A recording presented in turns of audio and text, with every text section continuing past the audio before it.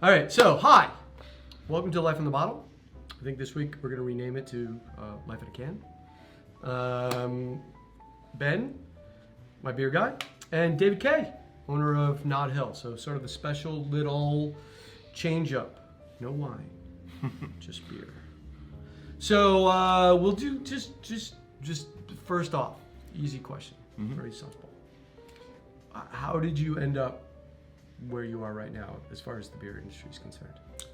I started homebrewing when I was in college, Okay. 2005, 2006.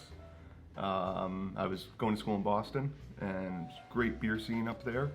So I was exposed to a lot of different beers, a lot of different styles, and got really interested in homebrewing and was doing a lot of brewing in my tiny kitchen apartment. And eventually, when I moved back to Connecticut, I was brewing more outside in the driveway, bigger batches, trying to learn about how to make different styles. And that's kind of, so I've been doing that for 12, 13 years. And that's where my interest comes from. I lived over in London for 6 months or so, got really into the British style of serving, cellaring beer, cask ale, all that. So that's kind of my background. When we were starting to actually look at opening the brewery, Pause. Speaking of opening, yeah. Which one do you want to open first? I think we should do the Helles first, the Sunrunner. Okay. Yeah. I'll let you. Yeah, because it's the glasses. There's nothing in them. And we're chatting. There seems like there should be at least there should be beer in our glasses. So, and we'll talk about the beer in a minute. So, sure. Sorry. Go back. Yeah. So basically, the brewery is kind of a family venture. It's me, my wife, my dad, and our friend Kyle, who's our head brewer.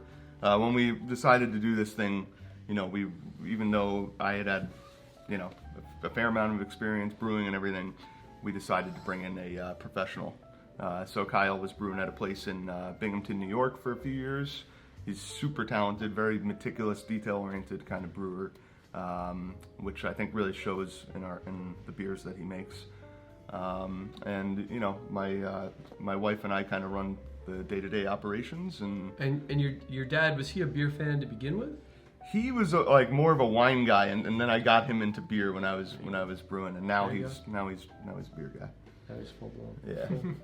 And your wife always a fan? You're newlywed, right? So, yes. Right. Yeah. We got married last fall. Great. So Sarah has a favorite of hers stylistically? She's into the Belgian styles. I mean, she likes everything, but that's we do a lot of Belgian style beers at the brewery. We're all like interested in that beer. That was the first style of beer that I really, that kind of captured my fancy when I first started getting into better beers. So we always try to keep one or two of those on tap, and that's what she that was a thing. enjoys. That was a thing in the industry. The Belgian Totally. soda boom was for a long time. Yep. And then it's a little out of fashion in a way, I think, these days, and we like those beers so much that we always, like I said, we always try to keep one on or two on, and we like to put them in cans too, because it's like a lot of the Belgian style beers we're doing are more 4 or 5% sessionable strength, lighter. Right. So they're great, beers to take with you to the beach or to a park or something, and So let's talk about this. What's in our glass? What are we drinking? So this is a beer that we just released. It's called Sunrunner. It's a German style, pretty traditional German style Helles lager. So Helles is kind of the most popular drinking beer over in Bavaria. This is just, if you go into a beer hall and ask for a beer, it's probably going to be a Helles. Okay. Very simple recipe, German Pilsner malt. This particular batch we use Tettnang hops. It's not dry hopped or anything. A lager yeast. The main part of the process here is lagering the beer, so cold conditioning it for an extended period of time. This was lagered for about 6 weeks. It's completely unfiltered, even though, it looks pretty crystal clear, but that's a result of that long cold conditioning time. And it's On the nose, you get like just really nice crisp breadiness, nice, just lots of bready malt character. Little bit of like a floral hop thing going on. Yeah, but not overwhelming. It's pretty clean. Yeah. Everything's pretty clean, balanced. That's the name of the game here. Yeah, 100%. It's not seeking attention, but it's quite thirst quenching, which is It's really good. yeah. Really good. Yeah, to sum it up, You it's guys really like good. it? I'm gonna have a little more. Oh, there you go. That's the broken glass syndrome.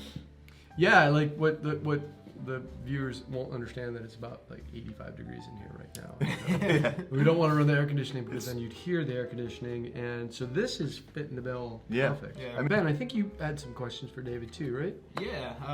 Well, you guys are planning like more lagers in the future? Yes. Yeah. What made you want to start doing that like now? A couple different reasons. First of all, we love drinking this style of beer. That's probably the biggest reason. The summertime was good kind of timing to roll out brewing these beers because they are so refreshing. Also, like we are noticing, I think, as a trend in the beer industry, kind of as somewhat of a blowback against the really hop-forward, intensely saturated, flavorful IPAs.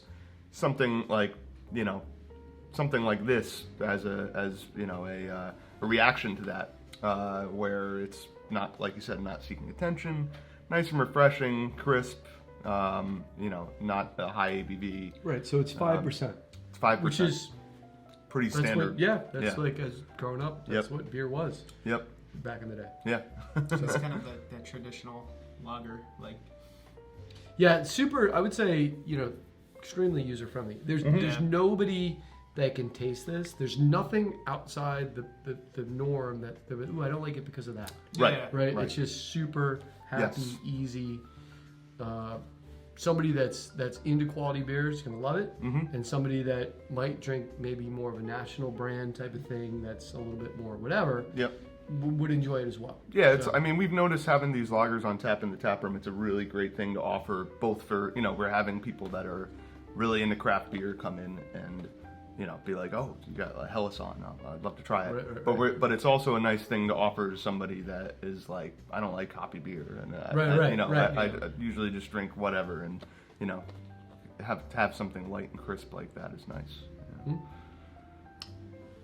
You brought a second beer too, so yeah. Why don't you figure out how to empty your glass and we'll do that. So I'm going to start asking some more difficult, challenging questions, right? Because Ben and I were talking about. So how many breweries are there in Connecticut right now? There are now over 100. I don't know the exact number. I think it's like 104, 105. There's there's several set to open in the next month. So yeah, when we opened, I believe we were number 55. Wow. And that was and still almost 2 years ago, but yeah. Right. But gives you an idea. But like grow up when I was a kid, I grew up here. There weren't really any.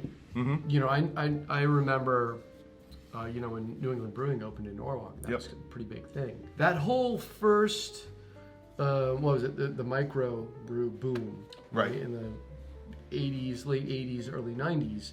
Then it sort of imploded on itself, right? So I would say this is a bigger boom. What would you say is helping it like sustain, right? And is there a correction, to put it nicely? I'm not so sure. I think the biggest factor here with the explosion of craft breweries is the tap room. That being a part of the whole overall experience. Right. Whereas before, due to the laws, due to the culture, you didn't really have that. Maybe you had a small tasting room where you could get a few samples and then take something to go. Maybe you couldn't even take something to go. Maybe it was just samples and then you had to go and the beer was only distributed. The fact that, you can open a brewery now and under the permit, you can have basically a bar, that operates just like a bar, other than, maybe you don't serve wine or liquor or anything,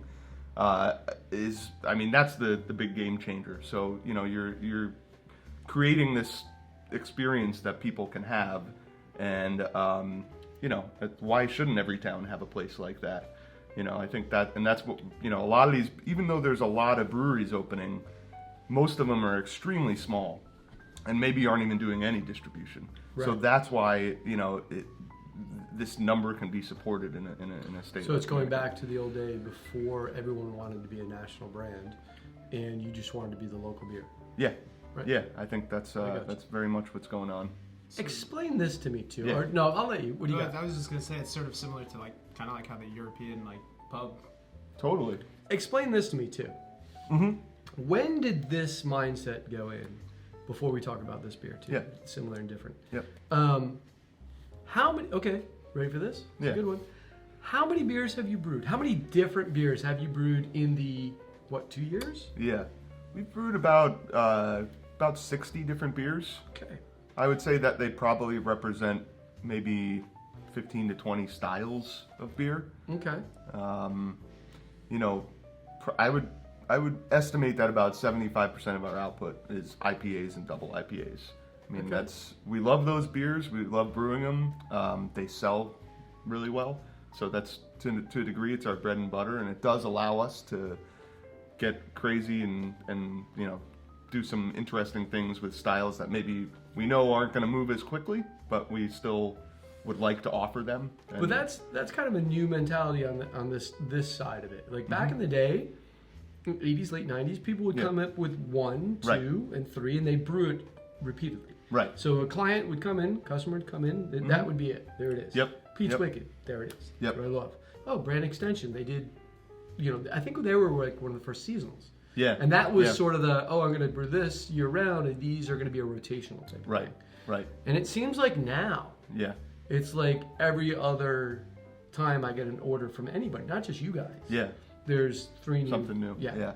Well, we've kind of started to take the tack of offering 1 or 2 styles all the time, 1 or 2 beers all the time, which was not how we started.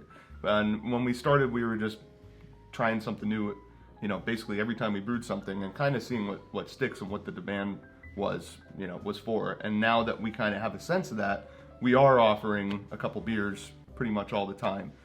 But Speaking of beer, what's in our glass now? so this is another lager. This is a Pilsner that we brewed. This was the first lager actually that we brewed. The Sunrunner is the second. So this is I thought it was interesting to bring both these beers because they are similar styles of beer. They're both 5% ABV. They're both brewed with all actually similar ingredients. They're traditional German lagers. So this one is brewed with Pilsner malt as well.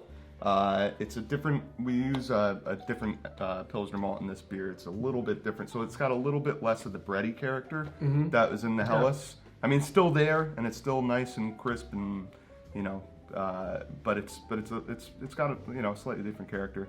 A little bit more hops in this beer.